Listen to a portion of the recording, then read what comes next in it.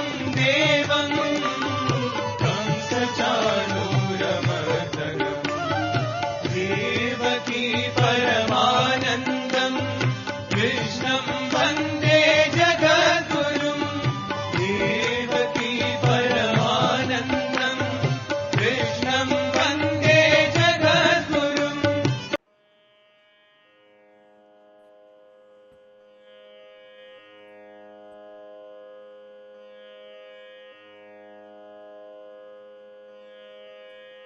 శ్రీ గురుభ్యో నమః.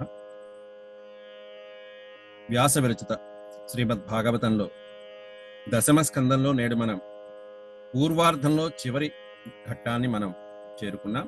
49వ అధ్యాయం. ఈ అధ్యాయంలో మనం నిన్నటి పాఠంలో 13 శ్లోకాల వరకు చెప్పుకున్నాం.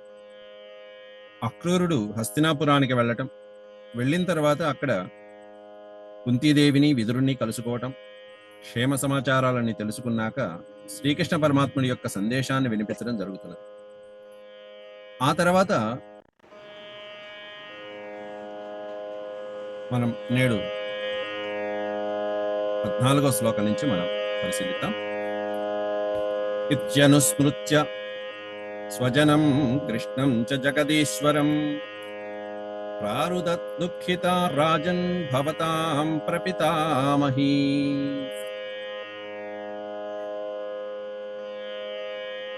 పలకాలు అవన్నీ కూడా పలికినటువంటివన్నీ అక్రూరుడు వినిపిస్తున్నాడు. వినిపించి సమదుఃఖ సుఖో క్రూరః విదురశ్చ మహాయశాః సాంత్వయామాసతు కుంతీం తత్పుత్రోత్పత్తి హేతవః. ఇప్పటిదాకా కుంతీదేవి తాను తన కుమారుడు పడినటువంటి కష్టాలన్నీ కూడా గుర్తు చేసుకుని ఎంతో బాధపడింది. సమదుఃఖ సుఖో అక్రూరః విదురశ్చ మహాయశాః. ఓ పక్కన అక్రూరుడు, మహాయశస్శాలి అయినటువంటి విదురుడు, వీళ్ళిద్దరూ కూడా కుంతీదేవిని శాంతింపజేస్తున్నారు మంచి మాటలతో. సాంత్వయామాసతు కుంతీం సాంత్వయామాస. కుంతీదేవిని చక్కటి ఓదార్పు మాటలతో ఆవిడికి మనోధైర్యాన్ని కలిగిస్తున్నారు. ఎందుకని కలిగింది ఆవిడికి బాధ అంటే తత్ పుత్రోత్పత్తి హేతుభిః. ఆవిడ సంతానం లేనిటువంటి కారణంతో పాండు మహారాజు దేవతల్ని ఉపాసన చేసుకుని మరి ఈ పంచపాండవుల్ని కన్న తర్వాత తండ్రి మరణం దగ్గర నుంచి ఆవిడ పడినటువంటి కష్టాలు ఏవైతే ఉన్నాయో అవన్నీ గుర్తు చేసుకున్నది కుంతీదేవి. ఆ కష్టాలు పడినటువంటి జ్ఞాపకాలతో బాధపడుతున్న కుంతీదేవిని ఓదార్చారు ఓ పక్కన అక్రూరుడు మరియు విదురుడు. యాస్యన్ రాజానమభ్యేత్య విషమం పుత్రలాలసం అవదత్ సుహృదాం మధ్యే బంధుభిః సుహృదోదితం. ఇక కుంతీదేవితోనూ అలాగే విదురుడితోనూ కృష్ణ పరమాత్ముడు చెప్పినటువంటి ఆ సందేశాలన్నీ కూడా వినిపించిన తర్వాత అక్రూరుడు అక్కడి నుంచి ధృతరాష్ట్రుడి దగ్గరికి వెళ్ళాలని నిశ్చయించుకున్నాడు. ఎట్లాంటి ధృతరాష్ట్రుట?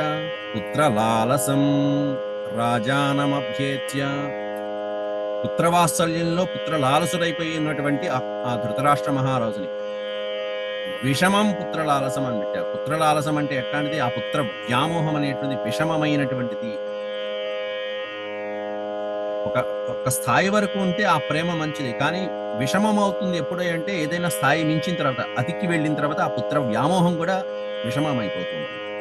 ఒక స్థాయి వరకే పుత్రుని యందు మనం ప్రేమ కలిగి ఉండాలి. ఆ ప్రేమ దాటిందా అంటే, ఆ స్థాయి దాటామంటే అది ఆ అమృతం కాస్త విషమైపోతూ ఉంటుంది.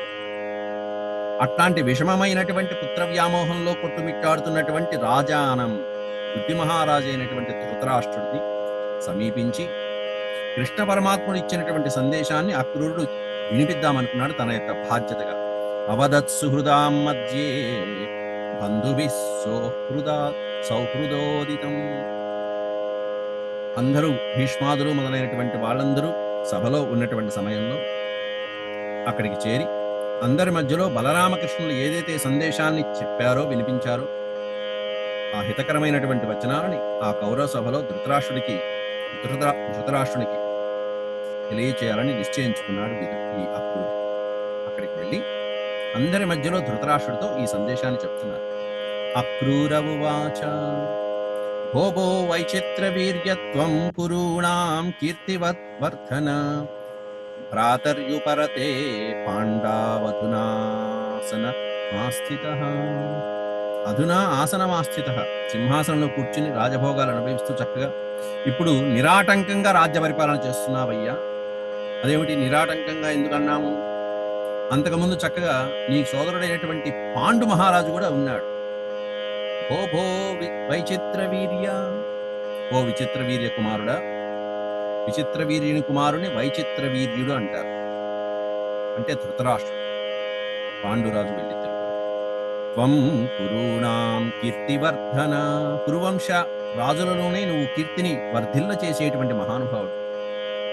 అయితే నువ్వు నీ సోదరుడైనటువంటి పాండురాజు అత్యద్భుతమైనటువంటి కార్యాలు చేశారు.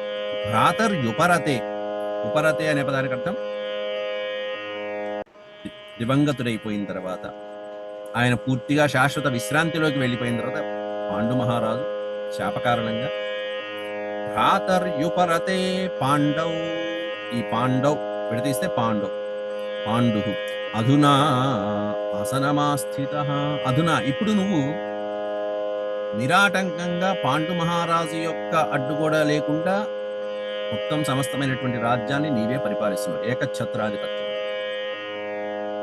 అద్భుతంగా ధర్మబద్ధంగా పరిపాలించిన ఆయన అంటూ కృష్ణుడు సందేశాన్ని పంపిస్తున్నాడు ఇక్కడ ధృతరాష్ట్రుడు. ధర్మేణ పాలయన్నుర్వీం ప్రజాశీలేన రంజయన్ వర్తమాన సమస్వేషు శ్రేయ కీర్తిమవాప్స్యసి. ఎంతో ధర్మబద్ధంగా పరిపాలించడం అనేటువంటి, ఈ భూమినంతటిని కూడా ధర్మబద్ధంగా పరిపాలించడం అనేటువంటి, ప్రజారంజకంగా ప్రజాశీలేన రంజయన్, నీ యొక్క చక్కటి గుణాలతో నీ ప్రవర్తనతోనూ ప్రజల్ని రంజింపచేయటం అనేటువంటి ఎంతో ఉత్తమమైనటువంటి గుణాలలో, అందులోనూ చంద్రవంశానికి సంబంధించినటువంటి నేను చెప్పుకున్నాం కురువీరులు ఎవరైతే ఉన్నారో వాళ్ళందరూ కూడా ఈ విధంగా వంశాన్ని కీర్తి పతాకాలను ఎగరేసినటువంటి వాడు.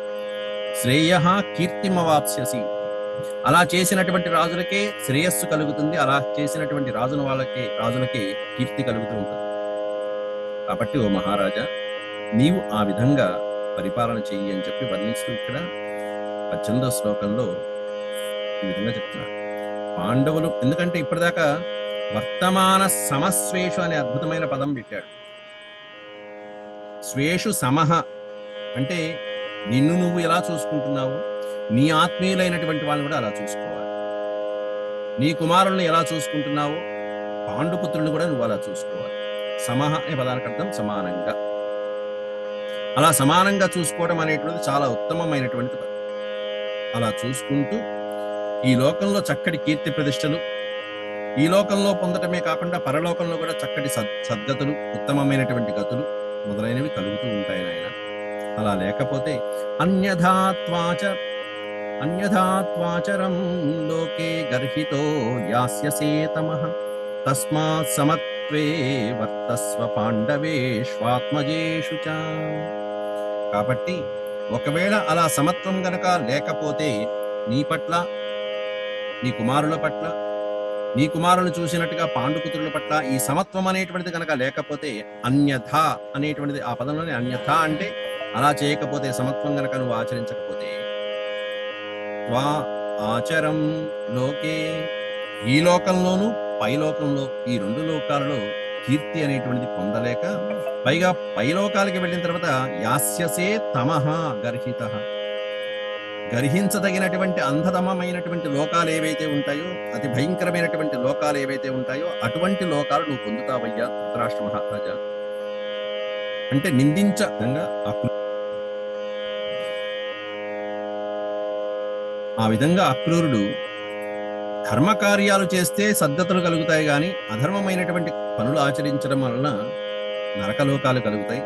ఈ లోకంలో పైలోకంలో కూడా అది నీకు అకీర్తికరం నాయన అని చెప్పడం జరుగుతుంది. నేహ చాత్యంత సంవాసః కస్యచిత్ కేనచిత్ సహ రాజన్ స్వేనాపి దేహేన కిము జాయాత్మజాదిభిః అంటూ వర్ణిస్తున్నాడు మహారాజా. ఏది శాశ్వతం కాదు ఈ లోకం, అన్ని అశాశ్వతాలే. న ఇహ, ఈ నేహ అనే పదాన్ని పెట్టిస్తే ఇహ న, ఈ లోకంలో నచ అంత్య నచాత్యంత సంవాస, అత్యంత సంవాస నచ, దేంతోనూ మనం కలిసి ఉంటాం. కస్యచిత్ కేనచిత్ సహ, ఎవరితో అయినా ఏ వస్తువుతో అయినా సరే ఎప్పుడో ఒకప్పుడు విడిపోవటం తప్పదు. కాబట్టి ఏది శాశ్వతం కాదు, అన్ని అశాశ్వతమే అని తెలుసుకున్నప్పుడు ఒక్కోసారి కర్మ కారణంగా కొన్ని సంయోగాలు కలుగుతూ ఉంటాయి. ఆ సంయోగం వలన అది ఎవరైనా అవ్వచ్చు, వస్తువు అవ్వచ్చు, భార్య అవ్వచ్చు, పుత్రులు అవ్వచ్చు, అది మన పూర్వ కర్మల అనుసరించి వాళ్ళతో సంయోగం అనేటువంటిది కలుగుతూ ఉంటుంది. కానీ చివరికి వాళ్ళు కూడా అశాశ్వతమే. కిము జాయాత్మజాదిభి అని చివరిలో ఒక అద్భుతమైనటువంటి పదం పెట్టారు. జాయ అంటే భార్య, ఆత్మజుడు అంటే పుత్రులు.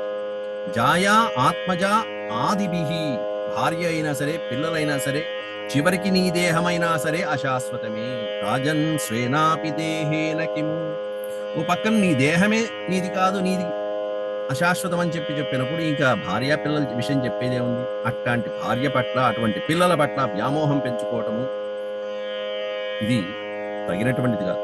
పైగా వాళ్ళ కోసం అని చెప్పేసి అనర్థాలు అధర్మాలు చేసుకుంటూ వెళ్ళావంటే అది ఇంకా ఎంతో అపకారం చేస్తుందయ్యా నీకు, ఈ లోకంలోను పరలోకంలో కూడా అని చెప్పి కృష్ణ పరమాత్ముడు ధృతరాష్ట్రుడికి అత్యద్భుతమైనటువంటి సందేశాన్ని ఇస్తున్నాడు.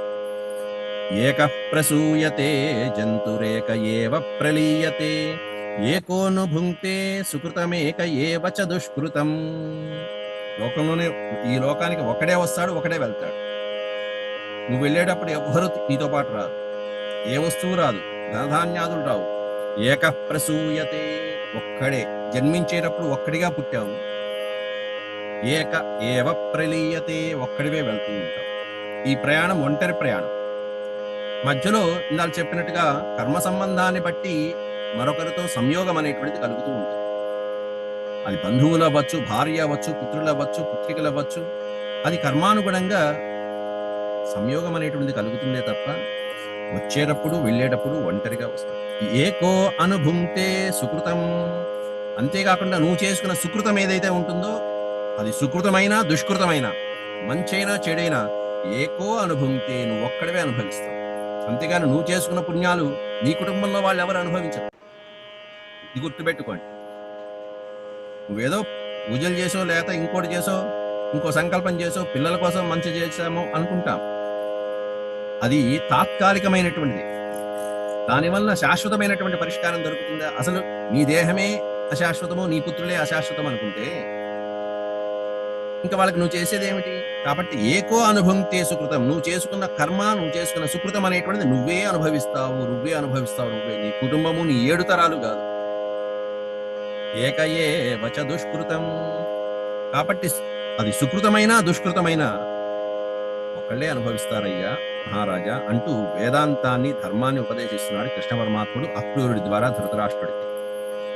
అధర్మోపచితం విత్తం హరంత్యన్యేల్పమేధసః సంభోజనీయాపదేశైర్ జలానీవ జలౌకసః. కుటుంబం కోసం అని చెప్పేసి అనేకమైనటువంటి అధర్మమైనటువంటి మార్గాల్ని అన్వేషిస్తూ సంపాదించేటువంటి వాళ్ళు ఎంతో మంది ఉంటారు. వాళ్ళకి గడ్డి పెట్టేటువంటి శ్లోకం ఇది. అధర్మ ఉపచితం విత్తం, అధర్మంగా విత్తము అంటే ధనార్జన చేస్తూ ఉంటారు. హరంత్యన్యే అల్పమేధసః, నువ్వెంతో కష్టపడి కూడగట్టి వంశాల తరాలుగా కూర్చుని తినాలి అని చెప్పి ఎంతో కష్టపడతావు. చివరికి ఆ సుఖమంతా ఇంకొకళ్ళ వల్ల హరించబడుతూ ఉంటుంది. హరంతి అన్యే అల్పమేధసః. అన్య అనే పదానికి అర్థం అక్కడ పుత్రులు కూడా వస్తారు. నువ్వెంతో కష్టపడతావు, ఒక్కోసారి నీ పుత్రులు దాన్ని హరించేస్తారు, హాయిగా భోగాలు అనుభవిస్తారు. చివరికి నీకు చివరి సమయానికి కట్టుకోవడానికి గుడ్డ, తిండి కూడా లేకుండా, ఔషధాలు కూడా లేకుండా కుక్క సాగు వచ్చేటువంటి రోజులు కూడా వస్తాయి ఒకసారి. అట్లాంటి అల్పమేధసః అంటే మూర్ఖులైనటువంటి వాళ్ళు చాలా మంది ఉంటారు ఈ లోకంలో. అమ్మో, నా బిడ్డల కోసం, నా మనవల కోసం నేను సంపాదించాలి, నా బంధువుల కోసం నేను సంపాదించాలి, ఎవ్వరూ రారు చివరికి. అధర్మ ఉపచితం విత్తం, పైగా ఎట్లా సంపాదిస్తాడు? కష్టపడా ధర్మ మార్గంగా, అధర్మ మార్గంతో సంపాదించినటువంటి ధనం అంతా కూడా ఇదిగో వీళ్ళ పాలైపోతుంది. ఎలా అంటే జలానీవ జలౌకసః, జలచరములు మీనములు అనేటువంటివి సంపాదించినటువంటివి ఎంతో చక్కగా కష్టపడి సంపాదించి ఆ జలాల్లో ఉన్నటువంటిదంతా కూడా ఏ విధంగా అయితే ఆ చిన్న చేపలు చిరు చేపలు ఆ సంతానము మొదలైనటువంటివన్నీ ఆ భార్య కోసం సంపాదించిందంతా కూడా అవి తాగేసి ఉంటాయి ఆ నీళ్లు. చివరికి భార్యకి ఉండదు, వీడికి ఉండదు. అది చేపల సందర్భంలో జరుగుతూ ఉంటుంది. దాన్ని ఉదాహరిస్తున్నారు ఇక్కడ వ్యాసులు. కాబట్టి నువ్వు కష్టపడి ఆర్జించినటువంటి అధర్మము పిల్లల కోసమో సంతానం కోసమో అక్కర్లేదు. నువ్వు సుఖంగా ఉండేంత వరకు ధర్మ మార్గంగా ఆచరించు, అధర్మం వెళ్ళమాకని చెప్పి సూచిస్తున్నాడు ఇక్కడ. పుష్ణాతియాన ధర్మేణ స్వబుద్ధ్యా తమ పండితం తే కృతార్థం ప్రహిణ్వంతి ప్రాణా రాయస్సుతాదయః అంటూ, ప్రాణాదాయ సుతాదయ, అజ్ఞాని అయినటువంటి వాడు భార్యాపుత్రాదులతో విపరీతమైనటువంటి మమకారాన్ని పెంచుకుంటూ ఉంటాడు. ఆ మమకారం వలన అనేకమైనటువంటి అడ్డదారులు కూడా తొక్కుతూ ఉంటాడు. చేయవలసినటువంటి పుణ్యధర్మాలన్నీ విస్మరించి అధర్మ కార్యాలన్నీ ఆచరిస్తూ ఉంటాడు వాళ్ళని పోషించుకోవడానికి. ఇలాంటి వాళ్ళని ఎంతో మంది మనకి వాల్మీకి మహర్షి లాంటి వాళ్ళని ఉదాహరణగా చెప్పారు మనకి కావ్యాదులు. కానీ ఆ సంపదలు అనుభవించకుండానే చివరికి వాడు ప్రాణాలు కూడా వదిలేస్తూ ఉంటాడు. ఆ సంపదలు, భార్య, పుత్రులు మొదలైనటువంటివన్నీ త్యజించుట అనేటువంటిది చివరికి వాడికి జరిగేటువంటి సన్నివేశం. వాళ్ళందరినీ వదిలిపెట్టేసి ఒంటరిగా ప్రయాణించారు. పుష్ణాతి యాన ధర్మేణ, యాన ధర్మము అంటే ప్రయాణ ధర్మము. వాడి జీవిత కాలంలో వాడు గడిపేటువంటి ధర్మము స్వబుద్ధ్యా తమ పండితం తే అకృతార్థం ప్రహిణ్వంతి అన్నాడు అక్కడ. అకృతార్థం అంటే చరితార్థుడు కాకుండానే, కృతార్థుడు కాకుండానే, చేయవలసినటువంటి ధర్మాలు పుణ్యాలు చేయకుండానే చివరికి ప్రాణాహరాయ సుతాదయ, వాడి ప్రాణాలు గాల్లో కలిసిపోతూ ఉంటాయి. హరి అంటాడు. ఎవరి వలన? సుతాదయ, పిల్లలు, సంసారము, ఆత్మీయులు మొదలైనటువంటి వాళ్ళ వలన ఈ విధంగా వాళ్ళు చివరికి చేయవలసిన పుణ్యాలు ధర్మాలు కూడా వాడి జీవితకాలం సరిపోక వాడు చివరికి గాల్లో కలిసిపోతూ ఉంటాడు. ఇన్ని కష్టాలు పడుతూ ఉంటాడు కుటుంబం కోసం, సంసారం కోసం. స్వయం కిల్బిషమాదాయ తైశ్చక్తో నార్థకో విదః అసిద్ధార్థో విసత్యంధం స్వధర్మ విముఖస్తమః అన్నాడు. అయితే స్వయం కిల్బిషమాదాయ తైః త్యక్తో నార్థకో విదః, ఈ విధంగా స్వధర్మము పక్క నుంచి విముఖుడైపోయి అధర్మం పక్కకి వెళ్ళినటువంటి వాడు, అట్లాంటి వాడు ఎప్పుడు కూడా తనకి ఏది హితమో అనేటువంటిది తెలుసుకోలేడు. ఎప్పుడు కూడా ఏది హితమో ఏది అహితం అనేటువంటిది అసలు తెలుసుకోలేడు. కాబట్టి తనకి ఏది మంచిది, తన వాళ్ళకి ఏది మంచిది అని తెలుసుకోలేనటువంటి వాడు ఆత్మీయుల కోసం అని చెప్పి అధర్మాలు పడి అనేకమైనటువంటి అన్యాయ మార్గాల మీద సంపాదించుకుని వాళ్ళకేదో సుఖాన్ని కలిగించాలని సంపాదించుకుంటూ నిరాదరణకి గురై చివరికి వాళ్ళ చేతే త్యజించబడుతూ ఉంటాడని చెప్పి చెప్తున్నారు ఈ శ్లోకంలో. అసిద్ధార్థ విసత్యంధం అన్నారు. అసిద్ధార్థ అంటే వాడు అనుకున్నటువంటివన్నీ సిద్ధించలేక చివరికి వాడు అంధం విశతి, అంధము అంటే నరకలోకాలు అనుభవిస్తూ ఉంటాడు. చివరికి స్వయంకృతాపరాధాలైనటువంటి పాపాలని మూట కట్టుకుని చివరికి ఎక్కడికి వెళ్తాడంటే విశతి అంధం. విశతి అంటే ప్రవిశతి అని అర్థం. అంధం ప్రవిశతి, అనేకమైనటువంటి పాతాళ లోకాలు, అంధతామిశ్రమంలో అయినటువంటి అనేకమైన నరకలోకాలు ఏవైతే ఉంటాయో ఆ నరకలోకాలను ప్రవేశిస్తూ ఉంటాడు. ఎవరు అంటే స్వధర్మ విముఖ తమః, స్వధర్మం నుంచి విముఖుడైనటువంటి వాడు, పక్కకి వెళ్ళినటువంటి వాడు, తన ధర్మాన్ని తాను రక్షించుకోకుండా పరధర్మాలు పూసుకుంటూ తన ధర్మాలు లేకుండా అధర్మాన్ని నమ్ముకునేటువంటి వాడు అంధతామిశ్రమమైనటువంటి లోకాలు చూస్తాడయ్యా. తస్మాల్లోకమిమం రాజన్ స్వప్నయామ మనోరథం వీక్ష్యాయమాత్మనాత్మానం సమస్యాంతో భవ ప్రభో. తస్మాత్ ఇమం లోకం, ఓ రాజా మహారాజా అంటూ, ఈ లోకం అనేటువంటిది, లౌకిక జీవితం అనేటువంటిది ఎట్లాంటిది అంటే తస్మాత్ లోకమిమం రాజన్ స్వప్నమాయ మనోరథం, ఒక స్వప్నం లాంటిది జీవితం అనేటువంటి 3 నాళ్ళ ముచ్చట అంతే. ఏదో 100 ఏళ్ళు జీవించాం కదా అనుకుంటాం. సాధించింది ఏమిదైనా చూసుకుంటే 3 నాళ్ళ ముచ్చటే, ఏమీ లేదు. అలా గడిచిపోతూ ఉంటాయి రోజులు అనేటువంటి. స్వప్నమాయా మనోరథం,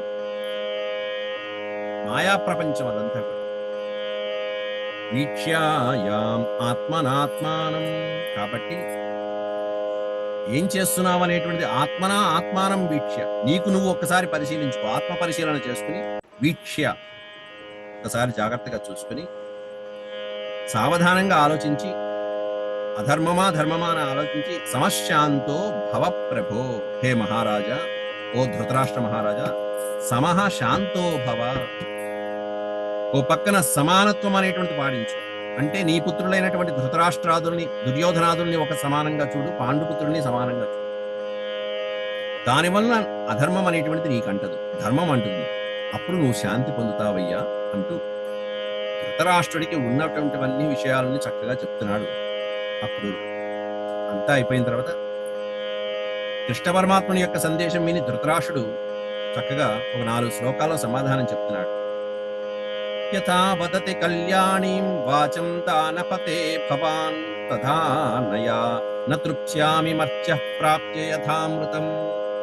యథా వదతి కళ్యాణీం వాచాం, మధురమైనటువంటి వాక్కులు పలికావయ్యా అప్పుడురా. కృష్ణ పరమాత్ముడు అట్లాంటి మహానుభావుడు అందించినటువంటి దానపతే భవాన్, కృష్ణ పరమాత్ముడి ద్వారా నువ్వు ఇచ్చినటువంటి సందేశం ఎంతో ఉత్తమమైనటువంటి సందేశం.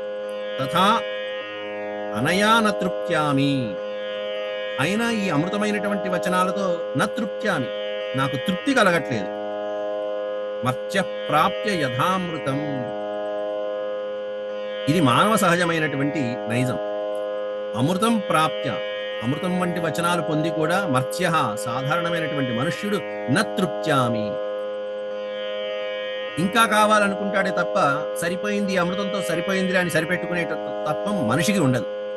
కాబట్టి నేను మనిషిని, అటువంటి అమృతమైనటువంటి వచనాలు, హితకరమైనటువంటి వచనాలతో నాకు తృప్తి కలగట్లేదయ్యా. కానీ నేను పుత్రవాత్సల్యంతో లొంగిపోతున్నాను అనేటువంటి విషయాన్ని ఒప్పుకుంటున్నాడు ఇక్కడ ధృతరాష్ట్రుడు. తథాపి సూనృత సౌమ్య హృది నస్థీయతే చలే పుత్రానురాగ విషమే విద్యుత్ సౌదామినీ యథ. అద్భుతమైనటువంటి ఉపమానం వేశారు. విద్యుత్ సౌదామినీ యథ, ఒక మెరుపు తీగ అలా కనిపించిన మాయిపోయినట్టుగా పుత్ర వ్యామోహంలో పుత్ర అనురాగ విషమే, విషమమైనటువంటి పుత్రానురాగంలో నేను కొట్టుమిట్టాడుతున్నా అని చెప్తున్నాడు. తథాపి సూనృత సౌమ్య, ఓ సౌమ్య, ఓ సౌమ్య అనే పదానికి అర్థం అక్కడ సుమనస్కుడైనటువంటి వాడు, బుద్ధిమంతుడైనటువంటి వాడు, సౌమ్య స్వభావి అయినటువంటి వాడు. సూనృత, నువ్వు పలికినటువంటివన్నీ నిజాలే, ఒప్పుకుంటా, సత్యాలే. హృది నస్థీయతే చలే, కానీ ఇవేవి నా మనసుకి పట్టవయ్యా అని సిగ్గు లేకుండా చెప్తున్నాడు ధృతరాష్ట్రుడు. ఎందుకంటే నా మనసు అలాంటిది. చలే హృది, చెలిస్తూ ఉండేటువంటి నా యొక్క హృదయంలో నస్థీయతే, ఈ వచనాలు అనేవి స్థిరంగా ఉండవు. ఎందుకంటే నా మనసు చంచలమైనది, నా హృదయం చంచలమైనది, పుత్ర వ్యామోహంలో ఉండేటువంటిది. ఆ పుత్ర వ్యామోహంలో నువ్వు చెప్పినా, విదురుడు అంతటి వాడు చెప్పినా, భీష్ముడు చెప్పినా, ఇవన్నీ ఎట్లాంటిదంటే విద్యుత్ సౌదామిని, నా మనసు మేఘం లాంటిది. ఆ మేఘంలో ఒకసారి మంచి మాట అనేటువంటిది ఒకసారి ఒక మెరుపు మెరిసి వెళ్ళిపోయినట్టుగా ఉంటుంది, అంతే తప్ప నేను ఆచరించను పెట్టను అని స్పష్టంగా చెప్తున్నాడు సిగ్గు లేకుండా ధృతరాష్ట్రుడు. ఈశ్వరస్య విధిం కోను విధునోత్యన్యథా పుమాన్ భూమేర్భారావతారాయ యోవతీర్ణో యదో కులే. అద్భుతమైనటువంటి విషయం ఏంటంటే ధృతరాష్ట్రుడికి తాను తప్పు చేస్తున్నానని తెలుసు, ఆయన పరమాత్ముడని తెలుసు కృష్ణుడు. అదే విషయాన్ని ఇక్కడ చెప్తున్నాడు. పైన ఏమన్నా నేను తప్పు చేస్తాను, నేను నా మనుషుని కాబట్టి సహజమైనటువంటి స్వభావం అన్నాడు. ఇక్కడేమన్నా కృష్ణ పరమాత్ముడు అంతటి వాడు, ఇంకా విశ్వంలో ఎవరుంటారు చెప్పు. ఈశ్వరస్య విధిం, అటువంటి విధిని, ఆ పరమాత్ముడు రాసేటువంటి లలాట లిఖితాన్ని, విధిని కోను విధునోత్యన్యథా పుమాన్, దాన్ని ఎవరైనా మార్చగలరా చెప్పు? ఏ మానవుడైనా దాన్ని, ఆ విధి లలాట లిఖితాన్ని మార్చగలడా? అన్యథా కర్తుం న శక్యతే. అట్లాంటి ఈశ్వరుడు శ్రీకృష్ణావతారంగా వచ్చి భూభారాన్ని తగ్గించడానికి వచ్చాడు. భూమేర్ భారావతారాయ, ఈ భూమి యొక్క భారాన్ని తగ్గించడానికి యహ అవతీర్ణ యదోఃకులే, యదువంశంలో ఏ ప్రభువైతే అవతరించాడో ఆ ప్రభు ఈ భూభారాన్ని తగ్గించడానికి వచ్చాడు. ఆయన ఎలా ఆడమంటే అలా ఆడటమే అన్నట్టుగా, తాను నిమిత్త కారణంగా నాదేం దోషం లేదన్నట్టుగా మళ్ళీ ఆయన మీద భారం వేసేశాడు. యో దుర్విమర్శపథయా యో దుర్విమర్శపథయా నిజమాయ ఏదం సృష్ట్వా గుణాన్ విభజతే తదనుప్రవిష్టః తస్మై నమో దురవబోధ విహారతంత్ర సంసార చక్రకతయే పరమేశ్వరాయ. అట్లాంటి సంసారం అనేటువంటి చక్రంలో మనం తిరుగుతూ ఉంటాం, ఆయన ఉద్ధరించేటువంటి వాడు. అట్లాంటి పరమేశ్వరుడికి నమస్కారం అంటూ కృష్ణ పరమాత్ముడికి నమస్కారం చేసుకుంటాడు. యో దుర్విమర్శ పథయా నిజమాయ ఏదం సృష్టా గుణాన్ విభజతే తదను ప్రవిష్టః. ఈ 2 శ్లోకాలు మళ్ళీ తర్వాత చెప్తున్నాం. చివరి శ్లోకం చెప్తున్నాను, ఛార్జింగ్ అయిపోవచ్చింది. శశంశ రామకృష్ణాభ్యాం ధృతరాష్ట్ర విచేష్టితం పాండవాన్ ప్రతి కౌరవ్యయదర్థం ప్రేషితం స్వయం. ఇది శ్రీమద్భాగవతే మహాపురాణే వైయాశక్యాం అష్టాదశ సహస్ర్యాం పరమహంస్యాం సంహితాయాం దశమస్కందే పూర్వార్ధే 51తమోऽధ్యాయः సమాప్తः. ఓం శాంతి శాంతి శాంతి. యదక్షరపద భ్రష్టం మాత్రాహీనం చ యద్భవేత్ తత్సర్వం క్షమ్యతాం దేవనారాయణ నమోస్తుతే. సర్వం శ్రీకృష్ణార్పణమస్తు. హరి ఓం. సమయం మించిపోతున్నదని అది అవచేశాను. అందరికీ విజయదశమి శుభాకాంక్షలు అండి. నమస్కారం. ఇక మనం ఉత్తరార్ధంలోకి ప్రవేశిస్తున్నాం. ఈ 2 శ్లోకాలు పూర్తి చేసుకుని మనం ఉత్తరార్ధం